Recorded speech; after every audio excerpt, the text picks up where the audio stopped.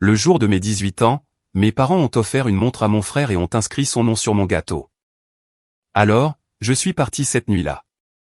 Ils m'ont coupé de tout et ont essayé de ruiner ma vie. Quand ils ont voulu vendre leur maison, j'ai envoyé des preuves qui ont fait capoter la vente. Salut Reddit. J'ai grandi comme l'enfant non préféré. J'ai fini par dire « ras-le-bol » et j'ai reconstruit ma vie. Mais ma famille ne l'a pas très bien pris. Avant l'explosion, voici comment tout a commencé. J'avais 17 ans quand j'ai commencé à compter les jours jusqu'à mes 18 ans. Pas parce que j'étais excité à l'idée d'être adulte, mais parce que 18 ans signifiait que personne ne pourrait plus me forcer à revenir. Je m'appelle Ethan, et j'ai grandi dans une maison qui paraissait parfaite de l'extérieur, coloniale en briques à 2 étages, pelouse impeccable, nain de jardin en céramique que ma mère avait acheté dans un catalogue. À l'intérieur, pourtant, j'ai passé toute mon enfance à me sentir comme un intrus, comme un invité qui avait dépassé les bornes dans une fête terminée depuis des années. Mon frère Cole a 2 ans de moins que moi. Il a toujours été le garçon en or. Pas dans le sens d'une petite rivalité fraternelle. Je veux dire que ce gamin ne pouvait rien faire de mal à leurs yeux. Pendant ce temps, une fois j'ai oublié de rentrer les poubelles du trottoir et on m'a coupé Internet pendant 2 semaines. En grandissant, j'ai appris à vivre discrètement, tête baissée, rester hors du chemin de tout le monde. Mon père avait ce ton qu'il utilisait dès que j'entrais dans une pièce tendue, sec, comme si j'étais un problème qui revenait sans arrêt sans y être invité. Ma mère n'était pas beaucoup mieux. Elle ne criait pas. Elle avait cette façon de me regarder comme si je n'étais pas là. Cole, lui, avait le sourire facile, le charme naturel. Il était le bébé miracle après 3 fausses couches de ma mère. Celui qui a survécu. Je crois que dès l'instant où il est né, ils ont décidé qu'il était spécial et que tout le reste passait au second plan. J'ai trouvé la preuve quand j'avais 16 ans. En cherchant mon acte de naissance. 3 albums photos reliés cuir, organisés par année, remplis des étapes de Cole. Peut-être 5 photos de moi au total, toutes d'avant l'arrivée de Cole. J'ai commandé un duplicata moi-même. Ça m'a coûté $45 et 6 semaines d'attente. J'essayais d'être utile, bonne note, pas d'ennui, boulot à mi-temps de nuit dans une boulangerie industrielle pour économiser pour l'université, parce que je savais déjà qu'il ne m'aiderait pas. Chaque fois que la conversation tournait autour de mon avenir, mon père grognait et disait quelque chose du genre « T'es assez intelligent. Tu te débrouilleras ». Cole a eu un nouvel ordinateur portable flambant neuf pour ses 16 ans, parce qu'il en avait besoin pour les projets scolaires. Il s'en servait surtout pour regarder des séries et jouer. Je me souviens avoir demandé à ma mère si je pouvais l'emprunter pour remplir des dossiers de bourse. Elle a répondu « Demande à ton frère ». Je l'ai fait. Il a dit non sans lever les yeux de son écran. J'ai rempli mes dossiers à la bibliothèque, parce que même emprunter son ordinateur était une négociation que je perdais toujours. Il y a eu un moment qui a tout cristallisé pour moi. Cole avait une visite d'université prévue à 2 heures de route. Ma mère l'a conduit, en a fait une journée entière, l'a emmené déjeuner après. 2 mois avant ça, j'avais demandé un trajet pour un entretien de bourse à 20 minutes de la maison. Ma mère a répondu « Débrouille-toi. Je ne suis pas un service de taxi. » J'ai pris le bus, je suis arrivé avec 15 minutes de retard parce que l'horaire ne collait pas. Je n'ai pas eu la bourse. Quand mes 18 ans sont enfin arrivés, je n'attendais pas grand-chose. Peut-être une carte, peut-être un dîner au restaurant de chaîne où on allait toujours. Je n'attendais pas de cadeau. Je voulais juste une forme de reconnaissance que j'avais survécu à 18 ans. Que peut-être il me voyait. Mon anniversaire tombait un samedi. Je ne travaillais pas, alors j'ai fait la grasse matinée et je suis descendu vers 10 heures. Ce que j'ai trouvé, c'était mon père dans la cuisine en train d'attacher un nœud sur une boîte noire élégante, et Cole qui sautillait comme un enfant le matin de Noël. Je suis resté là, à moitié réveillé, à regarder ce moment entre eux. Personne ne m'a regardé. Ma mère s'est retournée avec un grand sourire et a dit. Pile au bon moment, Cole. Ouvre-le. Pas de joyeux anniversaire, pas de reconnaissance, rien. Cole a déchiré l'emballage et en a sorti une montre argentée qui avait l'air chère, cadran chronographe, bracelet en cuir. On aurait dit une pub de magazine. Il a poussé un cri comme s'il avait gagné au loto. C'est dingue, papa, a-t-il dit en la passant à son poignet. Maintenant, je n'ai plus à emprunter la tienne. Mon père a ri et lui a ébouriffé les cheveux. Tu l'as mérité, fiston. Tu travailles si dur. Dur. Le plus grand exploit de la semaine du gamin avait été de convaincre une fille d'aller au bal avec lui. Il s'en était vanté au dîner 3 soirs avant. Je suis resté là, attendant que quelqu'un se souvienne pourquoi ce jour comptait vraiment. Ma mère a enfin jeté un coup d'œil vers moi. Ne fais pas cette tête, Ethan. Ce n'est pas toujours une question de cadeau. Quand tu seras plus grand, tu comprendras que ce qui compte, c'est qui tu deviens, pas ce que tu reçois. Construire son caractère, hein. J'ai essayé de hocher la tête.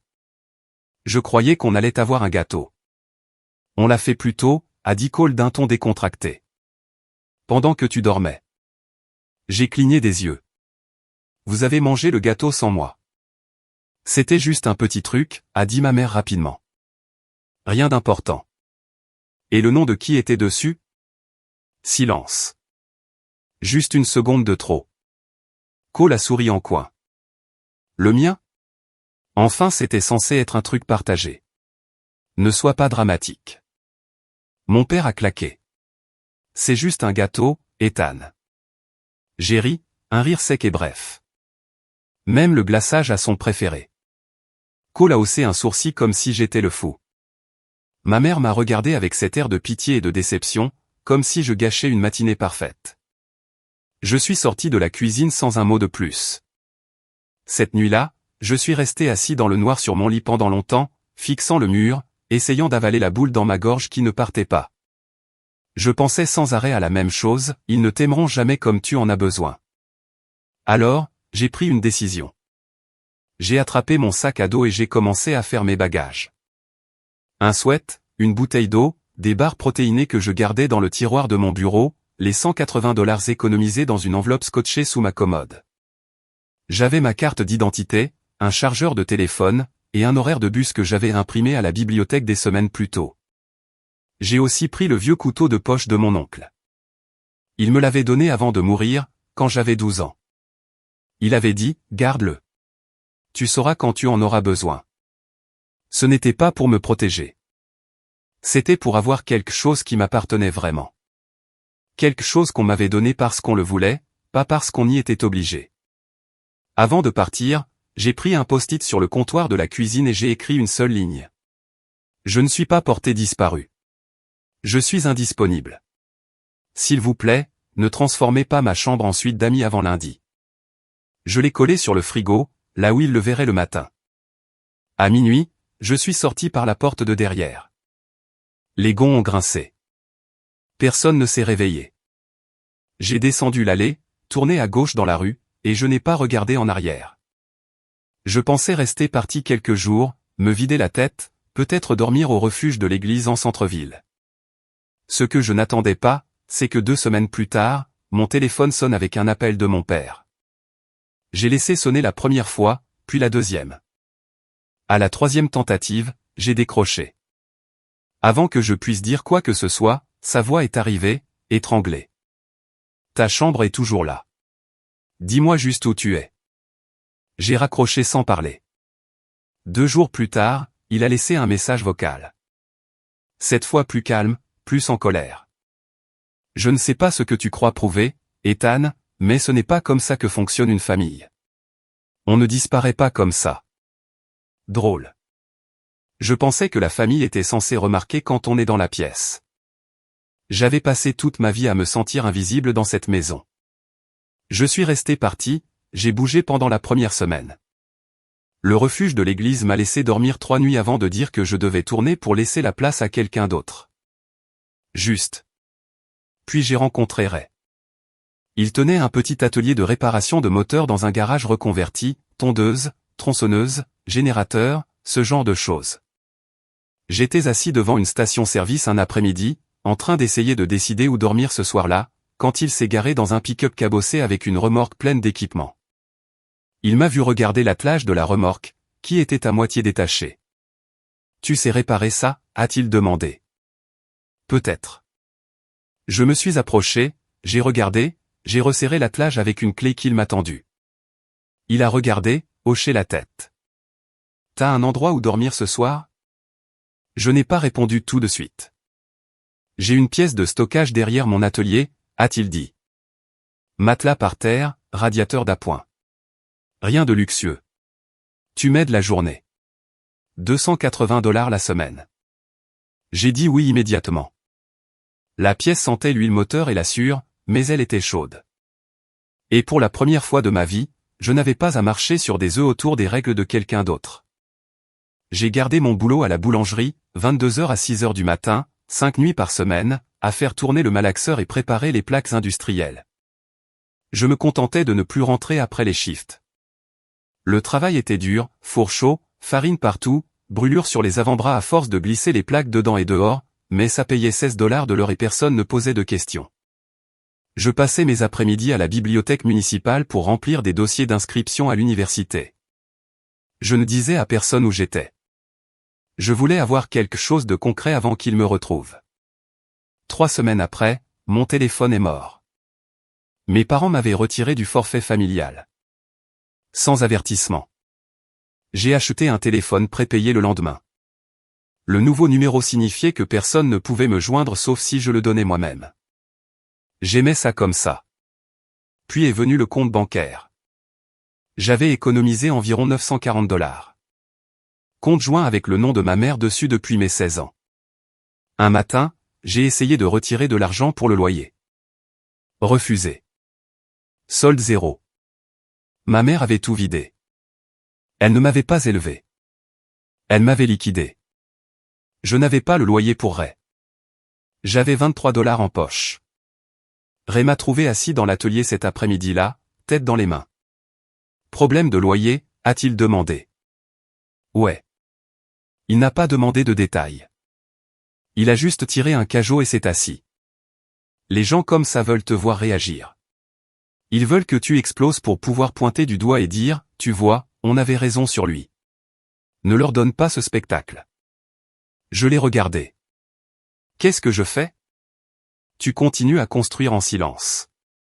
Ils ne peuvent pas toucher ce qu'ils ne voient pas. Il s'est levé.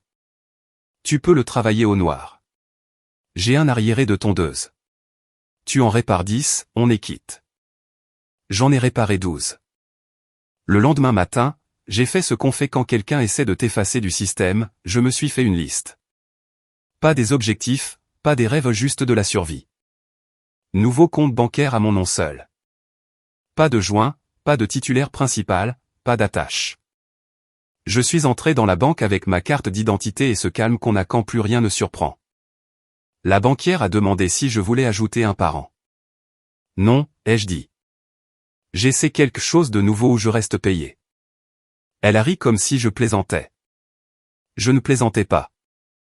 J'ai mis en place le virement direct à la boulangerie, changé tous les mots de passe, ouvert une boîte postale, demandé mon rapport de crédit et gelé mon crédit. Peut-être de la paranoïa, peut-être de l'expérience. Dans tous les cas, je suis sorti de la bibliothèque en ressentant quelque chose que je n'avais pas ressenti depuis longtemps, le contrôle. Ce n'était pas dramatique. C'était de la paperasse ennuyeuse, exactement pourquoi ça marchait. À peu près au même moment, j'ai rencontré Jess à la boulangerie. J'étais en train de sortir un chariot de plaques quand une roue s'est coincée dans la bonde du sol. Tout a basculé. 25 kilos de plaques couvertes de pâtes se sont écrasées par terre.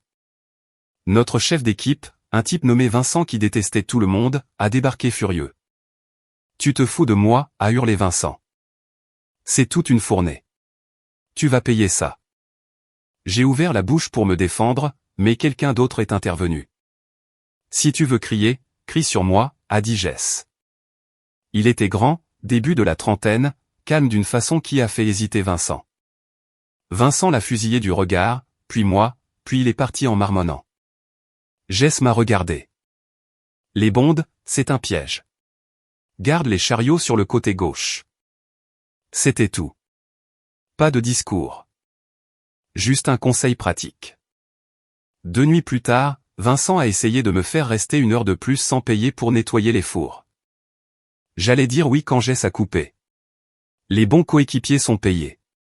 Redemande avec un chiffre. Vincent n'a pas redemandé.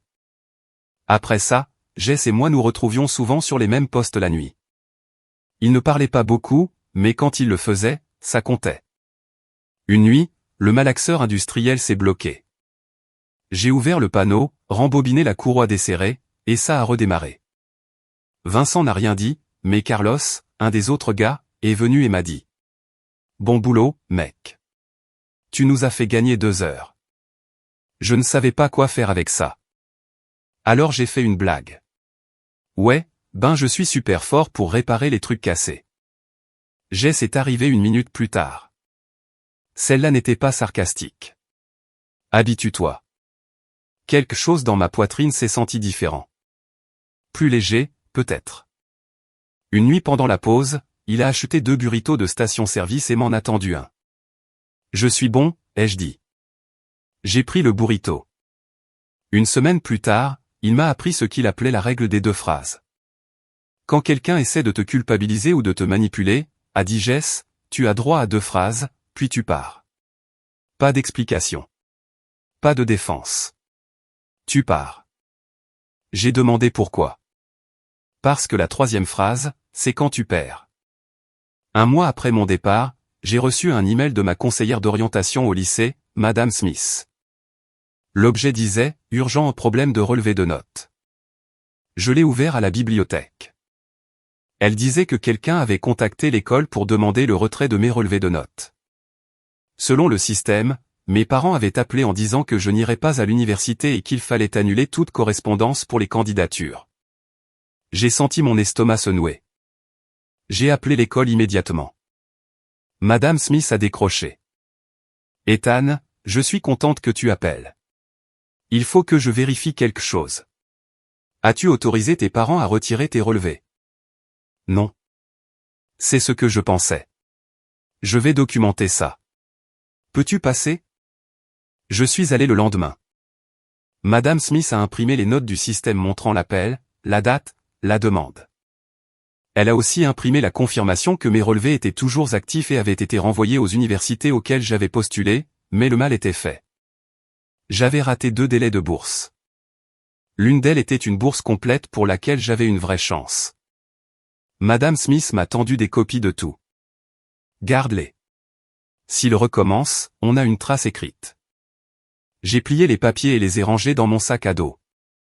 Une semaine plus tard, un autre coup. J'ignorais depuis quelques jours une douleur bizarre sur le côté. Je pensais que c'était à cause du soulèvement de lourdes plaques à la boulangerie. Puis une nuit, la douleur est devenue si aiguë que j'ai failli m'évanouir sur le sol de production. Jess m'a conduit aux urgences. Le médecin a dit que c'était probablement un muscle froissé, peut-être une petite hernie. Il a recommandé une imagerie pour être sûr, et m'a donné une facture de $320 juste pour la visite. Je n'avais pas d'assurance. Ils m'avaient retiré de leur plan après mon départ et je n'avais rien souscrit parce que je ne savais pas comment faire et que je ne pouvais pas me le permettre. J'ai demandé pour l'imagerie. L'accueil a dit que ça coûterait environ $800 à ma charge. Je suis parti sans prendre rendez-vous. Jess m'a trouvé assis dans son camion après. Fixant la facture. Ça va, a-t-il demandé. Ouais. Il n'a pas insisté. Il m'a juste ramené à l'atelier de Ray et m'a tendu un flacon d'ibuprofène de sa boîte à gants. Prends en 3. Si ça empire, dis-le-moi. Ça n'a pas empiré. Mais ça n'a pas non plus disparu. Début printemps, j'ai reçu une lettre papier, enveloppe, mon nom écrit de la main de mon père. Je l'ai ouverte prudemment. À l'intérieur, une liste tapée, avec des puces, intitulée « Ce que tu dois faire avant qu'on puisse parler de ton retour à la maison ». Arrête de blâmer les autres pour ton malheur. Excuse-toi d'avoir abandonné ta famille. Reconnais les sacrifices qu'on a faits pour toi. Comprends que tout ce qu'on fait vient de l'amour. Engage-toi dans des séances de thérapie familiale. Montre de la gratitude pour les opportunités qu'on t'a données. Je l'ai lu 2 fois. Puis je l'ai plié, remise dans l'enveloppe, et jeté dans la poubelle près de l'établi de Ray. Ray m'a vu faire. Il n'a rien dit. 2 semaines plus tard, une autre enveloppe. Plus épaisse, papier officiel d'un cabinet d'avocats. Elle disait que j'étais retiré comme personne à charge de leur déclaration fiscale avec effet rétroactif, que je n'étais plus considéré comme membre de leur foyer, et que j'avais jusqu'à la fin du mois pour récupérer mes affaires personnelles restantes sur leur propriété. Sinon elle serait jetée. Il y avait un post-it collé. Voilà à quoi ressemblent les conséquences. Maman. C'est là que quelque chose en moi a changé. Ils n'essayaient pas de me ramener. Ils essayaient de m'effacer. J'ai montré la lettre à Madame Smith le lendemain. Elle en a fait des copies, a noté la date, et les a mises dans mon dossier. Ça pourrait affecter ton aide financière. Tu vas devoir te déclarer indépendant. C'est plus de paperasse, mais c'est faisable. J'ai rempli les formulaires cet après-midi-là. Le délai de fin de mois n'était pas aléatoire. Ça ne l'est jamais avec des gens comme ma mère.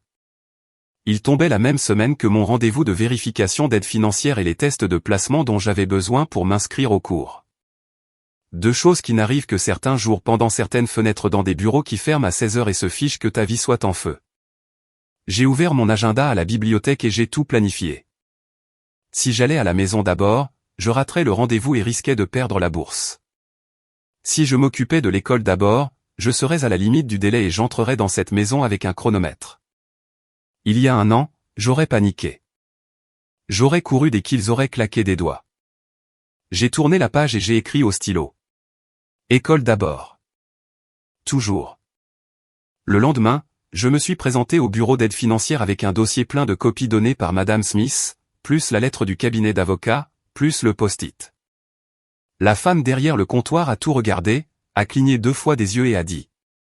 Ok, on peut faire une demande de dérogation de dépendance. C'est plus de paperasse. Pas de problème. J'ai répondu.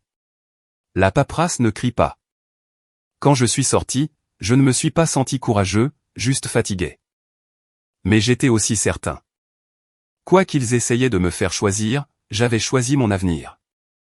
Puis je suis retourné à l'atelier de Ray et j'ai demandé si je pouvais emprunter son camion quelques heures. Pourquoi faire, a-t-il demandé. Besoin de récupérer quelque chose chez mes parents avant qu'ils le jettent. Il m'a tendu les clés. Ne fais rien de stupide. J'ai conduit jusqu'à la maison de mes parents en pleine journée, quand je savais qu'ils seraient tous les deux au travail. Cole serait à l'école. La porte de derrière était toujours déverrouillée. Il n'avait jamais changé ça. Je suis passé dans la maison comme un étranger.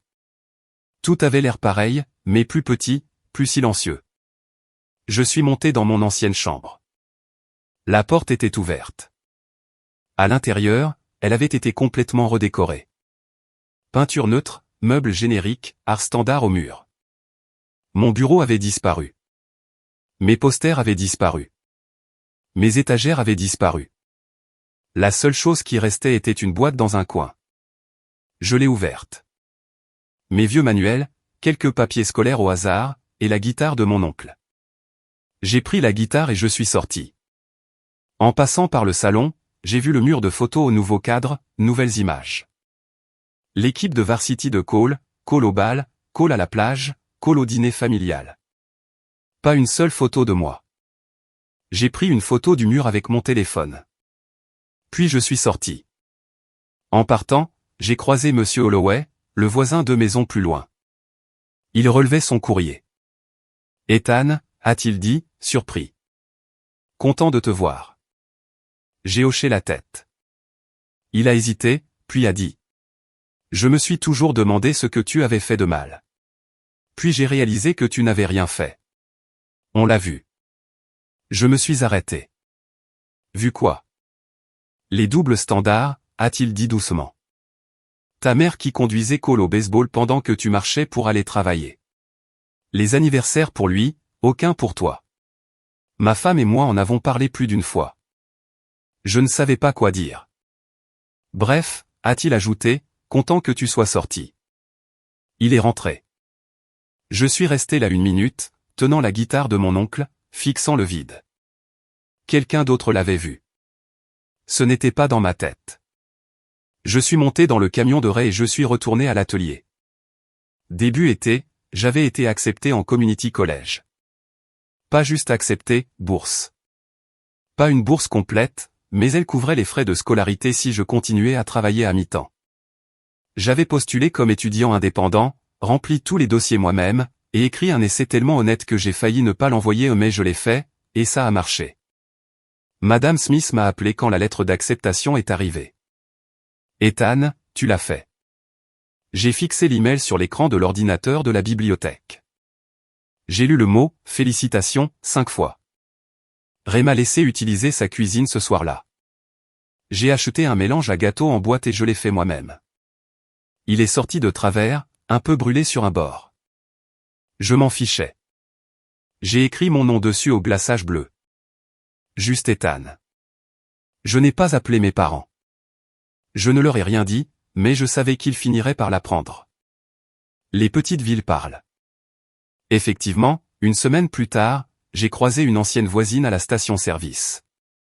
Elle a souri largement en me voyant. J'ai entendu dire que tu allais à l'université. Ta mère doit être tellement fière. J'ai juste hoché la tête. Ouais, elle doit l'être. Mais je savais mieux. À peu près au même moment, autre chose s'est produit. J'ai reçu un message sur Facebook d'une autre ancienne voisine, Madame Patterson. Elle disait que mes parents avaient mis la maison en vente. Le panneau venait d'être planté. J'ai ouvert Zillow. L'annonce était là. Photo du porche avant, puis de la chambre à ma chambre aménagée comme une suite d'amis. Aucune trace de moi. Il n'avait pas juste tourné la page. Il m'avait effacé. J'ai appelé Trevor, un ancien camarade qui travaillait dans la tech et me devait un service. Registre public, ai-je dit. Dossiers immobiliers, historique des inspections, tout ce qui est légal. Trevor a livré en 2 jours. Mes parents avaient mis la maison en vente sans déclarer un problème de fondation qui coûterait 15 000 $ à réparer. Le rapport d'inspection l'avait signalé 3 ans plus tôt. Il l'avait camouflé cosmétiquement. Il m'a aussi envoyé des avis de saisie. Mes parents avaient raté 3 paiements d'hypothèque avant la mise en vente. Le premier paiement manqué datait de 2 semaines avant mes 18 ans. L'avertissement de saisie était daté le même jour que le message vocal larmoyant de mon père. Il ne me manquait pas. Il manquait le calendrier des paiements. Il s'avère que le chagrin a un agenda. J'ai tout sauvegardé. 2 semaines plus tard, j'ai envoyé un paquet anonyme aux acheteurs, clé USB, documents, une courte note sur les fondations. L'annonce a disparu. Les acheteurs se sont retirés. Mes parents, déjà en retard sur l'hypothèque, se retrouvaient maintenant face à une saisie imminente. Pendant ce temps, on m'avait demandé de prendre la parole lors de l'orientation d'automne du collège. Ils voulaient que je parle d'être un étudiant de première génération, de surmonter les obstacles, ce genre de choses. J'ai dit oui. Le jour de l'orientation, quelqu'un m'a demandé si mes parents étaient là. Non, ai-je répondu. Ils sont occupés à être fiers de loin. Quand ils ont appelé mon nom, je suis monté sous les lumières, j'ai posé mes notes et je ne les ai pas utilisées. J'ai raconté ce que j'avais appris. Que l'indépendance n'est pas une histoire de dur à cuire. C'est ennuyeux. C'est des formulaires et se pointer. J'ai parlé des bootstraps. C'est drôle, ai-je dit, parce que la première fois que j'ai vraiment acheté des bottes, je ne pouvais pas me payer les lacets. Ça a fait rire pour de vrai. Quand je suis descendu de scène, un membre du corps enseignant m'a dit. C'était puissant. J'ai hoché la tête. Ouais, désolé pour l'histoire des bottes. Il a souri. Ne t'excuse pas. Tu as mérité cette salle. L'école a organisé une équipe de télévision locale pour filmer une partie. Puis le conseil du collège a mis mon histoire sur leur site. De sans-abri a inscrit « Le parcours d'Ethan ». Les gens l'ont partagé. D'anciens camarades l'ont vu. Des profs, des voisins. Éventuellement, mes parents l'ont vu aussi. Ma mère a laissé un commentaire passif-agressif. Certains enfants n'apprécient pas tout ce que leur famille sacrifie pour eux. Elle déraillait. Cole est venu me chercher 2 mois plus tard. Il était devant la boulangerie un soir, appuyé contre une nouvelle berline. Faut qu'on parle, a-t-il dit. Maman est en vrac. On perd la maison. Tu peux encore rentrer. Il n'y a pas de maison pour moi là-bas, ai-je dit. Il y a un rôle, et j'ai fini d'auditionner. Je suis passé devant lui. Il ne m'a pas suivi. 3 semaines plus tard, j'ai reçu un appel de Madame Smith. Mon estomac s'est noué. Qu'est-ce que tu as dit? J'ai dit que je documentais ta situation depuis tes 18 ans. J'ai envoyé des copies de tout. Le sabotage des relevés, la lettre légale, la chronologie. Il ne donne pas suite. J'ai expiré. Merci. Mais Ethan, a-t-elle ajouté, elle escalade. Fais attention. Cette nuit-là, je suis resté assis dans ma voiture devant la bibliothèque, téléphone en main. J'avais des captures d'écran des anciens messages de call sauvegardés dans un dossier. Ceux sur la falsification d'heures de service communautaire. Ceux où il plaisantait sur le fait de prendre de l'argent dans le portefeuille de papa et de blâmer la femme de ménage. Je les gardais depuis des mois, au cas où. J'ai rédigé un email pour le bureau des admissions de son école. Joint 3 captures, sujet neutre, préoccupation sur l'intégrité académique. Mon doigt a plané au-dessus de « envoyer ». Puis j'ai repensé à ce que Ray avait dit. Ne leur donne pas le spectacle.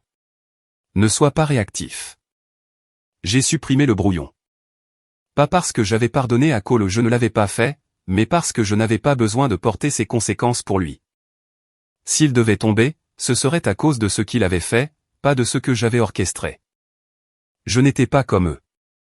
Plus tard cette nuit-là, Jess et moi étions assis dans son camion sur le parking de la boulangerie pendant la pause. Je lui ai parlé de l'email que je n'avais pas envoyé. Elle essaie de tout faire brûler, ai-je dit. Et je pourrais faire pareil à Cole, mais je ne l'ai pas fait. Jess est resté silencieux 1 minute. Puis il a dit. Bien. Les gens comme ça ne s'arrêtent que quand ils heurtent un mur. T'es le mur, pas la boule de démolition. Et si elle ne s'arrête pas? Alors tu fais en sorte que tout le monde voit ce qu'elle fait. Tu continues à construire, tu gardes tes preuves, et tu ne scies pas. J'ai hoché la tête. 2 mois ont passé. J'ai continué les cours, continué à travailler, gardé la tête baissée. Puis la semaine avant Thanksgiving, mon père s'est présenté. J'étais à la bibliothèque du Community College en train de réviser pour les examens quand je l'ai vu entrer. Il avait l'air plus vieux, plus maigre, cravate desserrée, visage fatigué. Il m'a repéré et s'est approché. Ethan, a-t-il dit doucement. On peut parler? J'ai fermé mon ordinateur. T'as 2 minutes. Il s'est assis en face de moi. On ne savait pas que c'était devenu si grave. Ta mère elle galère. La maison, l'argent, tout. On veut arranger ça. Vous voulez que je répare, ai-je dit. Non, on veut juste que tu rentres. Qu'on discute. On a fait des erreurs, a ajouté ma mère. Sa voix était tendue. Mais tu rends ça pire. Tu nous punis. J'ai regardé chacun d'eux. De quoi? De réparer, a dit mon père. D'aller de l'avant. J'ai sorti mon téléphone et ouvert la photo que j'avais prise du mur du salon, celui avec toutes les photos de Cole et aucune de moi. Je l'ai fait glisser sur la table. Voilà votre famille. Il a regardé la photo. Son visage est devenu pâle. Je n'ai jamais demandé grand-chose, ai-je dit. J'ai demandé à être vu. Vous n'avez même pas pu faire ça. Ethan, tu es intelligent, a dit mon père en se levant. Tu te débrouilleras. J'ai marché vers la sortie. Il ne m'a pas suivi. Après le départ de mon père de la bibliothèque, je suis resté longtemps assis dans ma voiture, moteur éteint. Je n'ai pas pleuré. Je n'ai pas explosé. J'ai juste fixé le volant comme s'il pouvait expliquer pourquoi un homme pouvait élever un enfant pendant 18 ans et lui parler encore comme à un appareil qui a cessé de fonctionner. Jess a frappé à ma vitre. Tu rentres, a-t-il demandé. Non. Il a hoché la tête comme si ça faisait sens. Puis il a dit. Ma sœur fait Thanksgiving. Tu peux venir si tu veux. Je ne suis pas doué pour les fêtes de famille, ai-je dit. Ma sœur non plus, a-t-il répondu. C'est pour ça qu'elle cuisine assez pour intimider les gens et les forcer à se tenir bien. J'aurais dû dire non. La vieille partie de moi voulait garder tout séparé et sous contrôle. Plus sûr comme ça. Mais quelque chose dans le siège passager vide m'a fatigué d'être dur et secret. D'accord, ai-je dit. Mais si quelqu'un me demande de dire ce pourquoi je suis reconnaissant, je pars. Marché conclu, a dit Jess. Règle des 2 phrases. La maison de sa sœur était petite, bruyante, et sentait l'ail et le beurre. Personne ne m'a interrogé. Personne ne m'a forcé à performer la gratitude comme si c'était un loyer. À un moment, sa sœur m'a tendu une assiette bien remplie et a dit « Mange. » Oui, m'dame, ai-je répondu automatiquement. Elle a plissé les yeux. Ne me donne pas du m'dame. Je ne suis pas ta directrice. Un cousin est arrivé avec une tarte et a dit « Joyeux Thanksgiving ». Pendant une demi-seconde, quelque chose dans ma poitrine s'est serré. Personne ne m'avait dit « Joyeux », quoi que ce soit depuis des mois sans condition attachée. J'ai couvert ça avec une blague. Merci. Ne mangez pas toute la tarte. J'ai pris une gorgée et j'ai pensé que je ne les regrettais pas. Je regrettais l'idée d'être digne d'être célébré. Plus tard, j'ai réalisé quelque chose qui m'a presque agacé. C'était ça, le son de la normalité. Pas le silence, pas les sermons au juste des gens qui sont des gens et qui te gardent quand même une place. La confrontation finale est arrivée en janvier. Je venais de finir mon premier semestre, 3,88 de moyenne. Liste du doyen. Je sortais de la librairie du campus quand je les ai vus tous les trois, maman, papa et Cole debout près de l'entrée, comme s'ils m'attendaient. Ma mère s'est avancée. Ethan, s'il te plaît. Il faut qu'on parle. J'ai arrêté, regardé chacun d'eux. De quoi? De réparer ça, a dit mon père. D'aller de l'avant. On a fait des erreurs, a ajouté ma mère. Sa voix était tendue. Mais tu rends ça pire. Tu nous punis. J'ai senti Jess se placer à côté de moi. Il était de l'autre côté du parking, les avait vus, et était venu. Il n'a rien dit, il s'est juste tenu là. Cole a pris la parole. Allez, mec. T'as prouvé ton point. T'es super. Mais ce truc de terre brûlée, c'est pas sain. On te donne une chance. Vous n'êtes pas un juge, ai-je dit. Vous êtes des bénéficiaires. Cole a rougi. Je l'ai fixé. C'est toi qui leur as dit d'annuler mes relevés, hein? Tu les as convaincus que j'avais besoin d'apprendre les conséquences. Que je les manipulais.